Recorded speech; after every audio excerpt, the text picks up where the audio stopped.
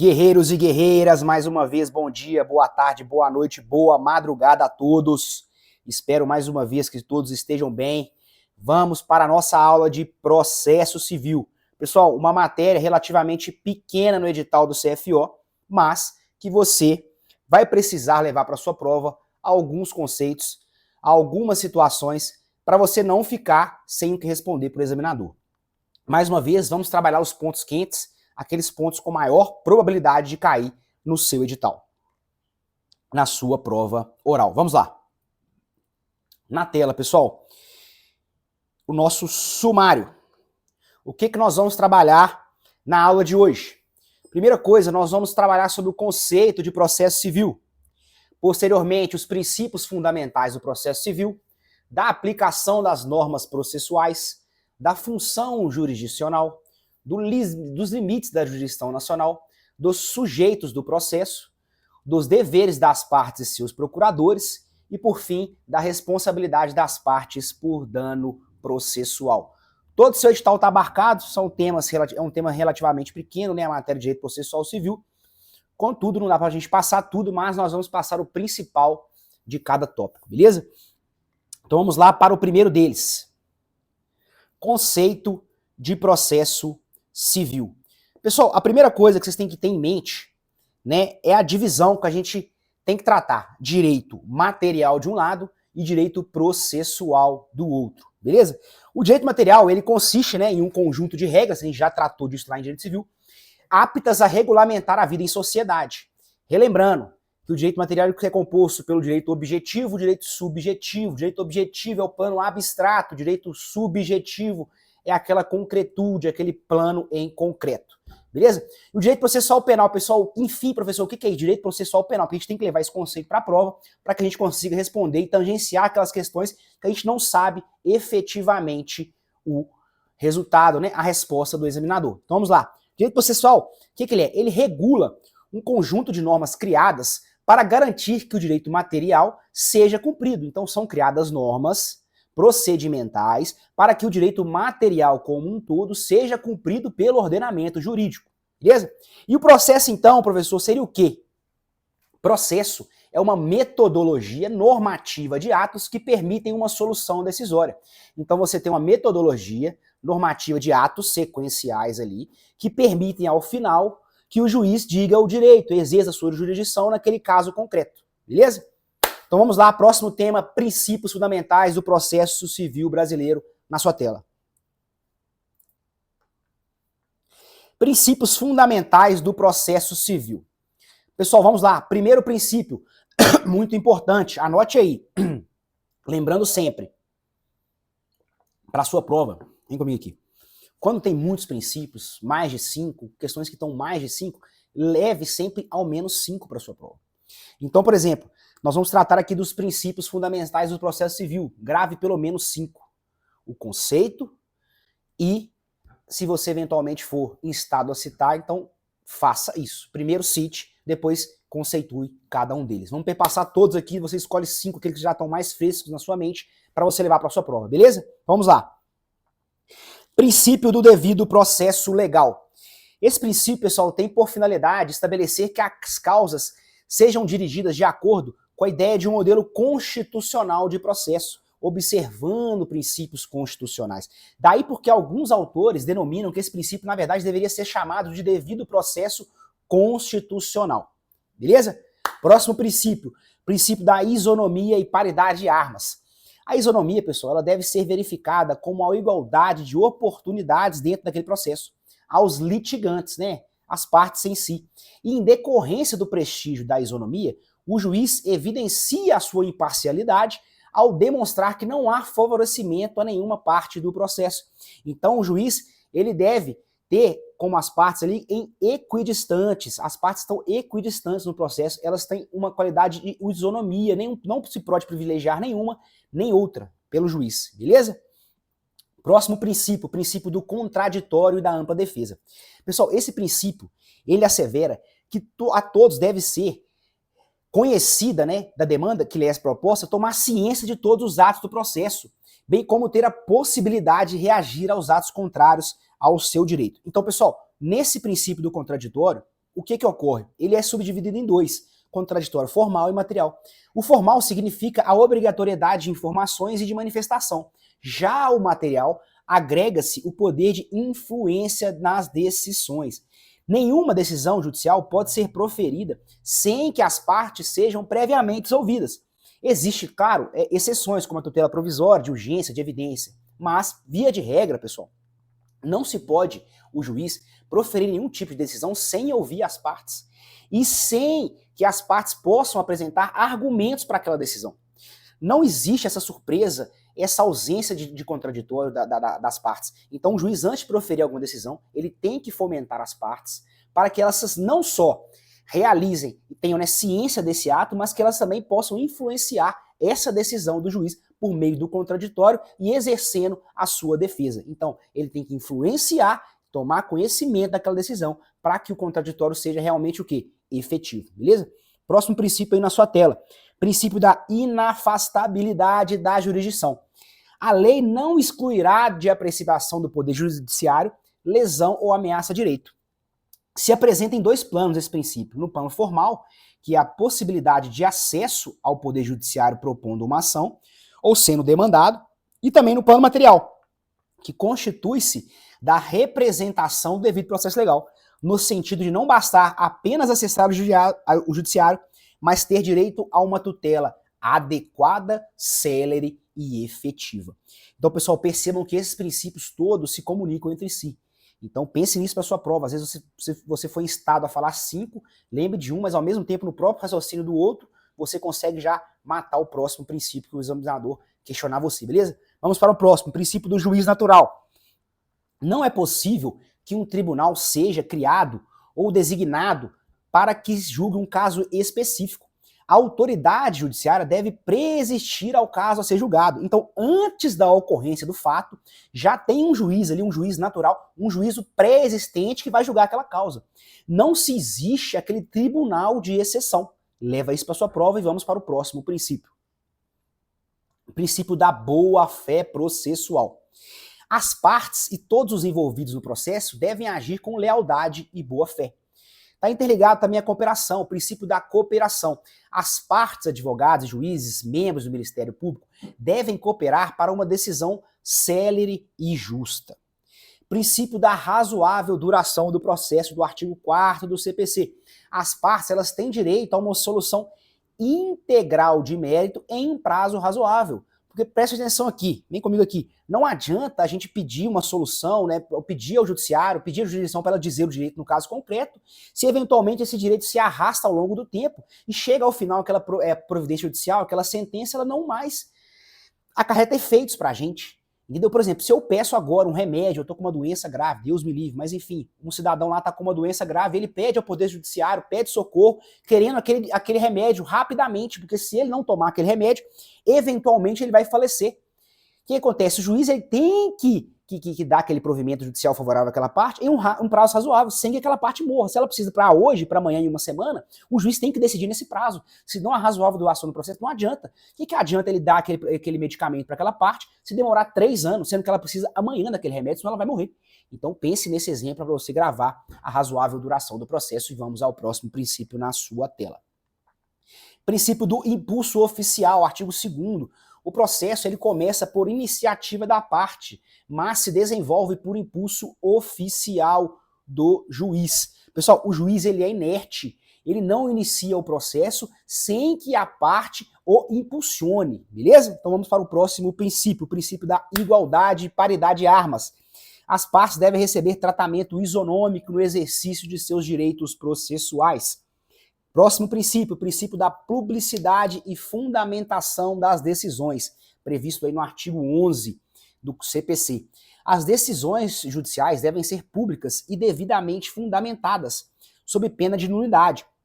Pessoal, como salientar que a lei, ela excepciona alguns casos, né, aqueles casos de segredo de justiça, que eventualmente a publicidade ela pode ser diferida ou postergada, beleza? Próximo princípio. Princípio da proporcionalidade e razoabilidade. O juiz deve atender aos fins sociais da lei, respeitando sempre a dignidade da pessoa humana.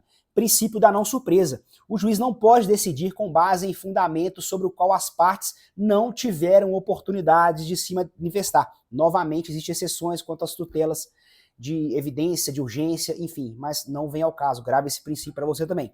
Vamos ao nosso próximo tema, da aplicação das normas processuais.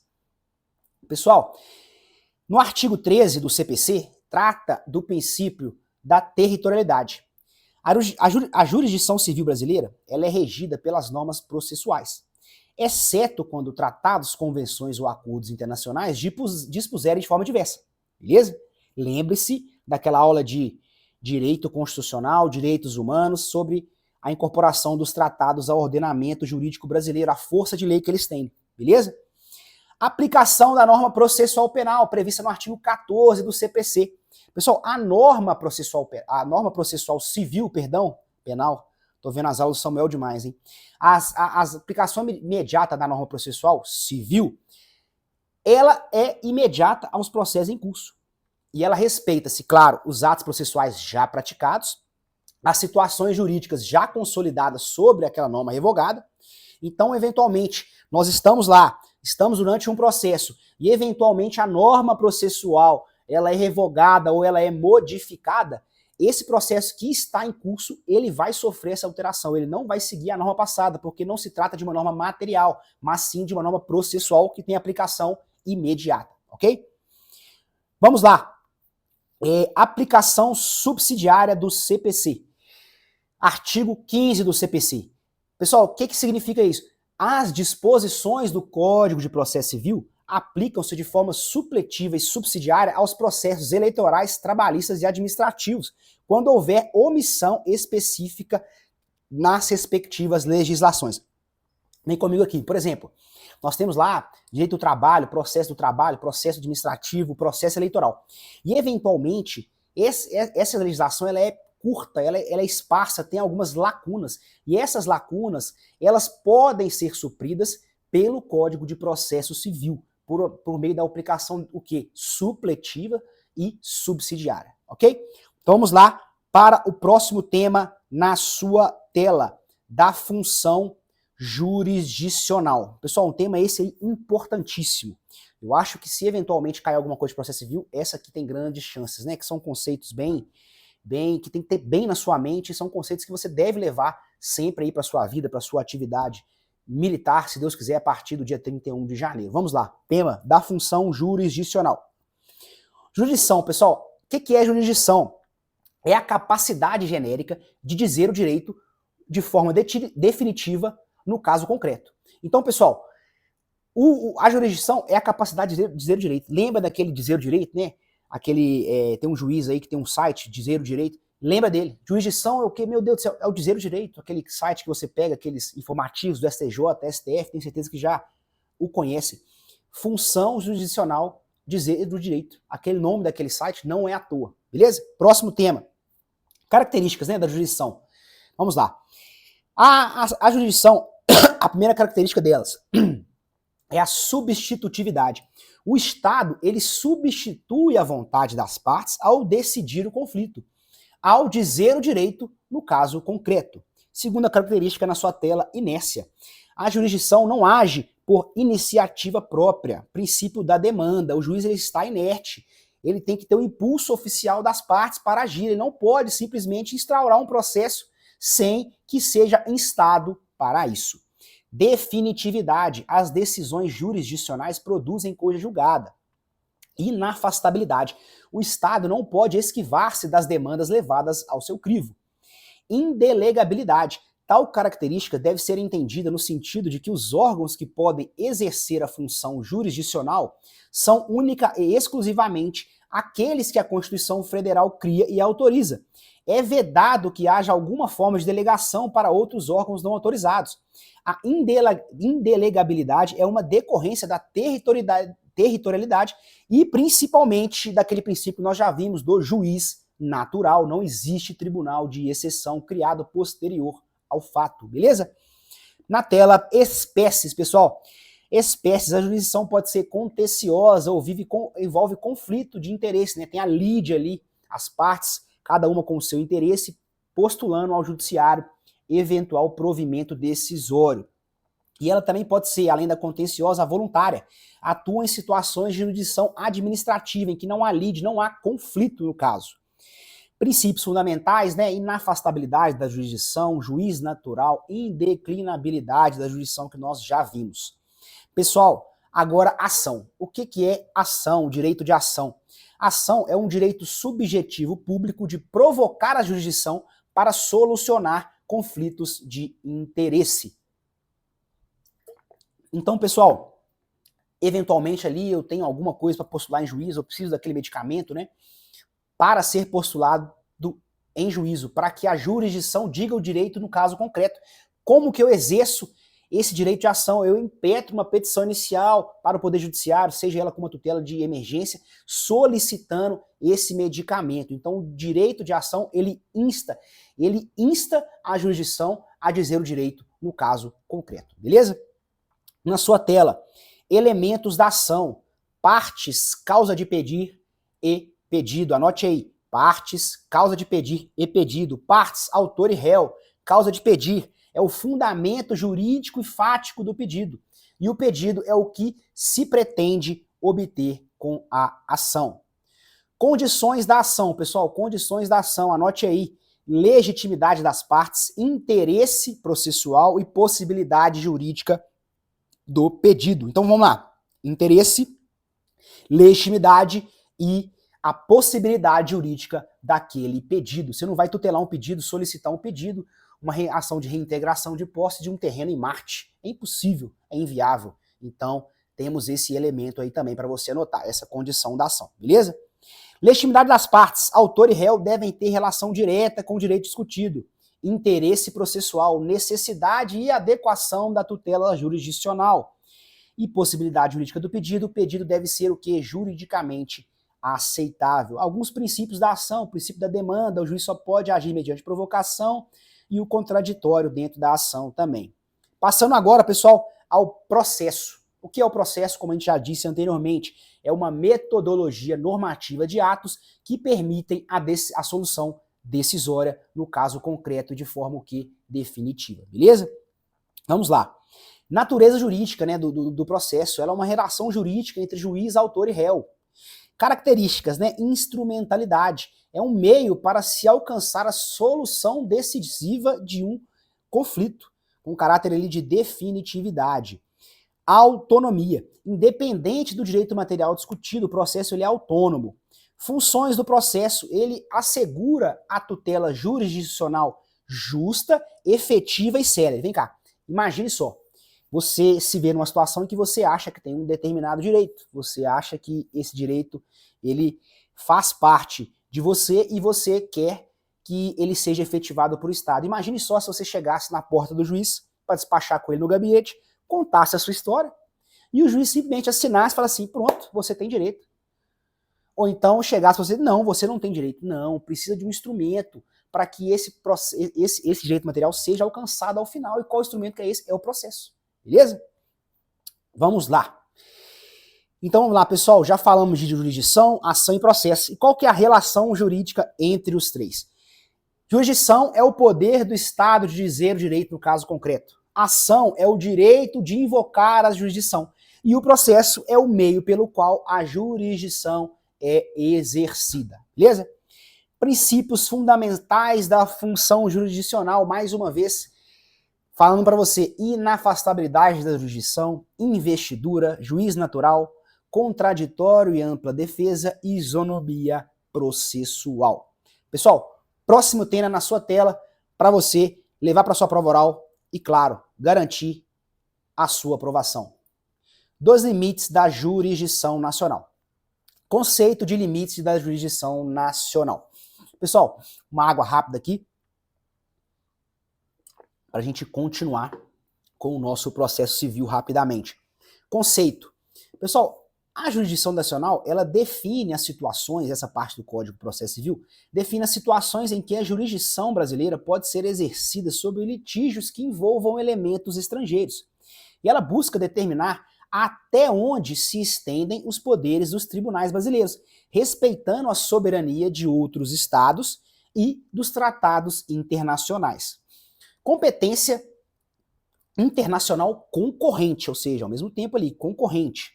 Ela se traduz na hipótese em que uma única causa comporta julgamento tanto pela justiça nacional quanto pela justiça estrangeira. Significa dizer que as demandas podem ser reconhecidas tanto pela jurisdição nacional quanto pela jurisdição estrangeira. Vamos aqui à leitura rápida do artigo 21, que trata da competência internacional concorrente. Vamos lá, rapidamente, na sua tela. Artigo 21. Compete à autoridade judiciária brasileira processar e julgar as ações em que 1. O réu, qualquer que seja a sua nacionalidade, estiver o quê? Domiciliado no Brasil. 2. No Brasil tiver de ser cumprida aquela obrigação. 3. O fundamento seja fato ocorrido ou ato praticado no Brasil. Para o fim do disposto do inciso 1, considera-se domiciliada no Brasil a pessoa jurídica estrangeira que nele tiver agência, filial ou recursal. Pessoal, então é isso. Em relação agora ao artigo 22, que esse artigo consagrou mais hipóteses de competência internacional concorrente, valendo-se, para tanto, do critério ligado à vulnerabilidade de certos grupos, tais como os credores de alimento ou os consumidores, aqueles direitos coletivos, beleza? Vamos lá. Vou ler para vocês aqui, para vocês levar para sua prova, né? Porque a gente sabe que agora está na reta final, você às vezes não consegue ler o artigo, vai demorar, você não, eu vou ler depois, anota, esquece, não lê. Vamos lá. Aqui a gente não te abandona. Artigo 22, vou ler aqui para vocês. Compete ainda à autoridade judiciária brasileira processar e julgar as ações de alimentos quando o credor tiver domicílio ou residência no Brasil, o réu mantiver vínculos no Brasil, tais como posse ou propriedade de bens, recebimento de renda ou obtenção de benefícios econômicos. 2. Decorrentes de relações de consumo quando o consumidor tiver domiciliado ou tiver residência no Brasil. 3.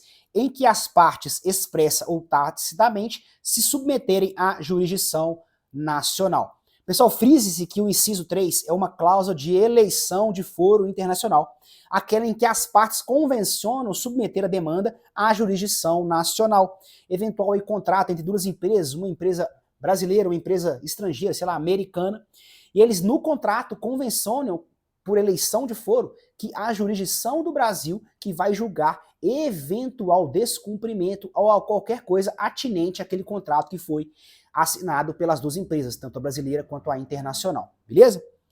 Vamos lá. Próximo assunto aqui. Ineficácia da litispendência e da coisa julgada estrangeira. Pessoal, esse tema é importante para você saber. Na competência concorrente, a mesma causa pode ser objeto de julgamento tanto pela jurisdição nacional quanto pela estrangeira, de modo que não vai haver litispendência. Vamos ler o artigo 24. A ação proposta perante tribunal estrangeiro não induz litispendência e não obsta a que a autoridade judiciária brasileira conheça da mesma causa e das que lhe são conexas, ressalvadas as disposições em contrário de tratados internacionais e acordos bilaterais em vigor no Brasil.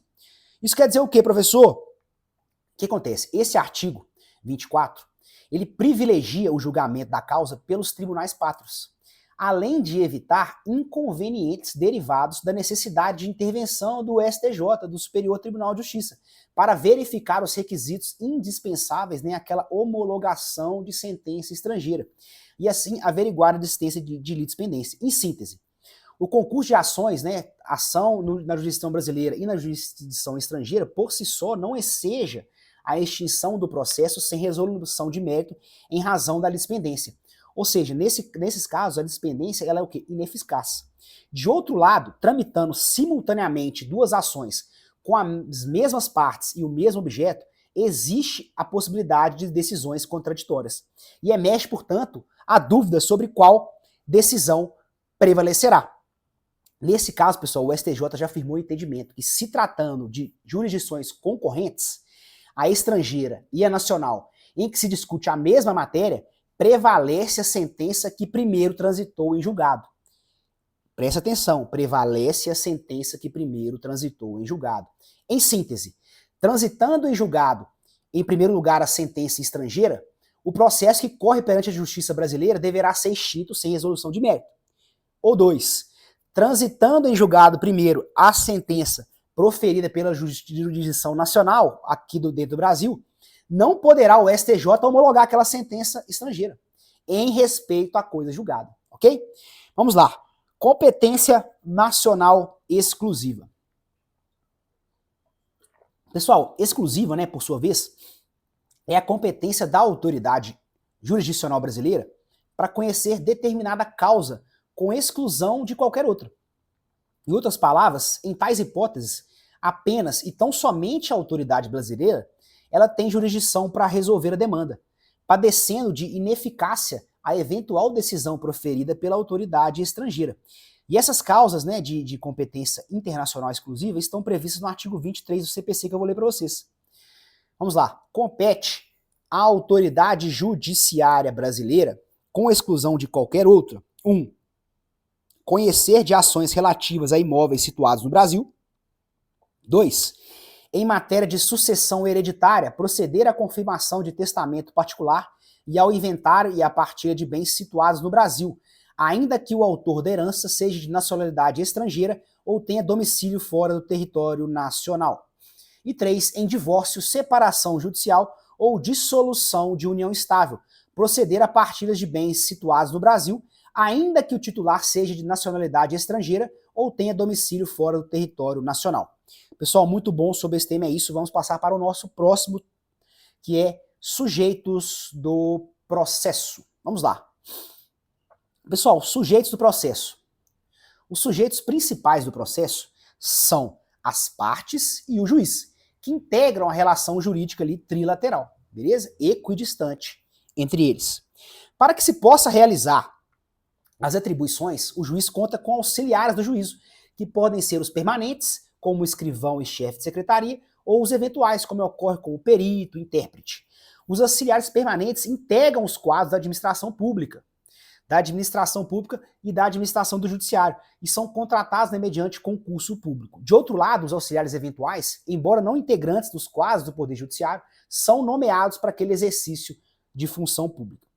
Vamos lá agora, pessoal, ao conceito de capacidade processual. Capacidade processual é a aptidão para ser parte em um processo judicial, atuando diretamente ou por meio de um representante. Deriva da capacidade de direito e da capacidade de fato, né? Que é aquela capacidade que a pessoa exerce diretamente os atos da vida civil por si só. Tipos de capacidade processual, capacidade de ser parte, que é o quê? É aquela aptidão para ser titular de direitos e obrigações dentro de um processo. Exemplos: pessoas naturais, pessoas jurídicas e entes despersonalizados. Capacidade de estar em juízo, que é a aptidão para praticar atos em nome próprio. Os menores de idade ou incapazes devem ser sempre o que? Representados e assistidos. Ele não tem aptidão para praticar atos processuais em nome próprio. Ele precisa dessa representação ou assistência, a depender da do seu status ali de incapacidade, seja ela absoluta ou relativa. Capacidade postulatória é uma aptidão técnica para postular em juízo. Em regra, é exclusiva dos advogados. Temos exceções. Lembre-se, juizado especial, as causas ali até 20 salários mínimos, habeas corpus, dentre outros, justiça do trabalho também, beleza? Representação processual. Representação, pessoal, é alguém que atua em nome de outra pessoa devido à incapacidade processual desta. E essa representação pode ocorrer pelo representante legal, pais, tutores ou curadores, nos casos dos incapazes, e também existe o procurador judicial, além do procurador legal. O procurador judicial é o advogado regularmente constituído, inscrito na OAB e constituído por procuração. Incapacidade processual. Ela pode ser absoluta ou relativa. É aquela mesma coisa do processo civil. Absoluta e relativa.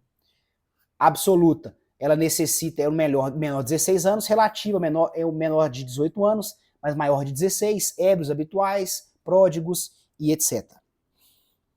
Efeitos da falta de capacidade processual.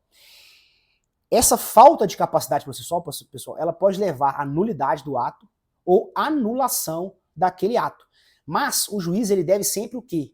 Privilegiar que as partes sanem aquele vício pelo princípio da primazia do julgamento de mérito. Então o juiz ele deve determinar que a parte sana o vício, fixando um prazo razoável para aquela correção.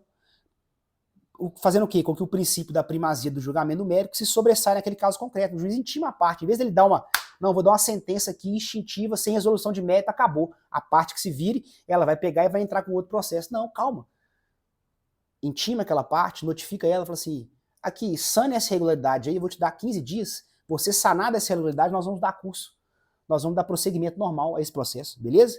Então é isso que o juiz deve fazer. Pessoal, vamos lá. Dos deveres das partes e seus advogados e seus procuradores. O CPC, pessoal, ele enfatizou que as partes devem agir no processo em conformidade com a boa-fé processual, observando sempre-se o quê? A lealdade. E a propósito, a boa-fé objetiva está prevista no artigo 5º do CPC, funcionando como uma cláusula geral a orientar a participação de todos no processo. E orientar também o quê? O aluno na hora de responder qualquer questionamento, qualquer pergunta. É sempre, pessoal, o Código de Processo Civil, ele tem esse princípio da boa-fé objetiva como princípio basilar. É igual aquela pedra de toque no direito administrativo, tem aqui também. E é a boa-fé objetiva. Então, com a boa-fé objetiva, você consegue tangenciar e responder diversos temas. O processo civil é lógico. Não existe aquela coisa, não, mas peraí, a lógica é essa, então segue a lógica, pensa na boa-fé, que se você não souber o tema na hora, você vai conseguir, eu tenho certeza, tirar pelo menos a metade, que é o que você necessita para ser um cadete do CFO1, beleza? Vamos lá, vou ler aqui rapidamente para vocês. O que acontece? O artigo 77 a 81, conselho que você leia eles rapidamente, tratam de deveres e proibições que fundamentam na boa-fé processual, o dever de probidade. Vou ler rapidamente o artigo 77 para vocês. Além de outros previstos neste código, são deveres das partes e seus procuradores e de todos aqueles que de qualquer forma participem do processo. Então, pessoal, se o seu examinador te perguntar quais são os deveres das partes, seus procuradores e todos aqueles que de qualquer forma participam do processo, são vários, mas você vai citar 5. 5 eu vou ler aqui para você não precisar pegar sua Word, não, vou facilitar a sua vida, vou ler agora, preste bem atenção, vamos lá. Na sua tela. Artigo 77. Além de outros previstos nesse código, são deveres das partes, de seus procuradores e de todos aqueles que de qualquer forma participem do processo: 1. Expor os fatos em juízo conforme a verdade, não formular pretensão ou de apresentar defesa quando cientes de que são destituídas de fundamento, não produzir provas e não praticar atos inúteis ou desnecessários à declaração ou à defesa do direito, cumprir com exatidão as decisões jurisdicionais de natureza provisória ou final e não criar embaraços à sua efetivação. 5. Declinar, no primeiro momento que lhes couber falar nos autos, o endereço residencial ou profissional, onde receberão intimações, atualizando essa informação sempre que ocorrer qualquer modificação temporária ou definitiva. 6. Não praticar renovação ilegal no estado de fato de bem ou direito litigioso. Informar e manter atualizados seus dados cadastrais perante os órgãos do Poder Judiciário e, no caso do parágrafo 6º do artigo 246, da administração tributária para recebimento de citações e intimações. Isso aqui eles estão fazendo, pessoal, nada mais do que pegar na boa-fé e dissecando ela. Partes, não façam isso, porque isso aí vai ser considerado o quê? Um ato atentatório à dignidade da justiça. Não confundir com a litigância de má-fé, que nós vamos ver posteriormente, que trata do artigo 81. Então, os atos do artigo 77, para você não confundir, para o seu examinador não te pegar. Se ele te perguntar, cite aí os atos que são considerados atentatórios à dignidade da justiça. Artigo 77, não confunda com o 81 da litigância de má-fé, pelo amor de Deus. Mas você que está com a gente, que está com o essencial do CFO, tem certeza que vai levar isso para a prova. Então, vamos lá, pessoal. Merece atenção o fato, né, de que o regime de ato atentatório à dignidade da justiça trazido pelo Código de Processo Civil de 2015, é esse regime que a gente viu agora. Aí, na observância, né, desse dever de boa-fé objetiva, nessa hipótese, alcança um grau diferenciado. Assim, o juiz poderá entender, entre outras situações, o ato de não cumprir com exatidão as decisões jurisdicionais de natureza provisória ou sinal, criar embaraço à sua efetivação e praticar inovação ilegal no estado de fato, de bem ou direito litigioso como um ato atentatório à dignidade da justiça. Em tais hipóteses, pessoal, o juiz pode aplicar uma multa de até 20% do valor da causa, variando de acordo com a gravidade da conduta. E essa multa, pessoal, vale lembrar que ela será revestida em favor do Estado, beleza? Vamos lá. Responsabilidade das partes por dano processual. Pessoal, só tomar uma água rápida aqui para a gente passar para o nosso último tema, um tema importantíssimo aqui, para você levar para sua prova. O que nós falamos anteriormente? Qual foi a coisa que a gente mais falou hoje? Boa fé processual. O processo ele é lógico, ele é concatenado. É uma metodologia normativa de atos que permitem a solução decisória. Então, pessoal, é só você pensar na lógica. Se você está na dúvida, se alguma parte praticou algum ato ali tido como um ato atentatório, uma litigância de má-fé, praticou um ato que cause um dano ali, algo, vamos dizer assim, imoral dentro do processo, ela vai ter uma consequência. Então leve para a sua prova esse princípio, mais uma vez reforçando isso, leve para a sua prova o princípio da boa-fé, que você vai conseguir, eventualmente, tangenciar todo e qualquer tema que você não souber, beleza? Vamos para o nosso próximo tema na tela. Responsabilidade das partes por dano processual. Pessoal, a exigência de comportamento ético no processo fez com que o legislador determinasse a repressão ao comportamento improbo. O Código de Processo Civil ele elenca, em rol exemplificativo, as situações objetivas de má-fé processual, nas quais não se examina o elemento subjetivo, a existência do dolo ou culpa. Se o comportamento da parte não se enquadrar em qualquer dessas situações previstas no artigo 80 do CPC, mas se apresentar como inobservância de boa-fé exigida, essa sanção deve ser por litigância de má-fé, mas ela pressuporá a comprovação do dolo. Perdão, então, eventual sanção por litigância de má-fé pressupõe a comprovação do dolo, se ela não estiver elencada naquele rol exemplificativo do artigo 80 que vai estar na sua tela. Então, pessoal, desse modo, independentemente de dolo, considera-se litigância de má-fé aqueles atos previstos no artigo 80. Se, eventualmente, o juiz, durante o curso do processo, entender que aquele ato ali não está no rol do artigo 80, mas ele é um ato de litigância de má-fé, ele deve comprovar o dolo da parte em praticar aquele ato. Mas se ele estiver previsto no artigo 80, há uma presunção de que ele já é um ato de litigância de má-fé. Vamos ler na sua tela o artigo 80 para você levar para a sua prova, porque aqui a gente facilita a sua vida. Vamos ler. Vamos lá. Artigo 80. Considera-se litigante de má-fé aquele que 1. Deduzir pretensão ou defesa contra texto expresso de lei ou fato incontroverso. 2. Alterar a verdade dos fatos. 3. Usar do processo para conseguir objetivo ilegal. 4. Opuser resistência injustificada ao andamento do processo. 5.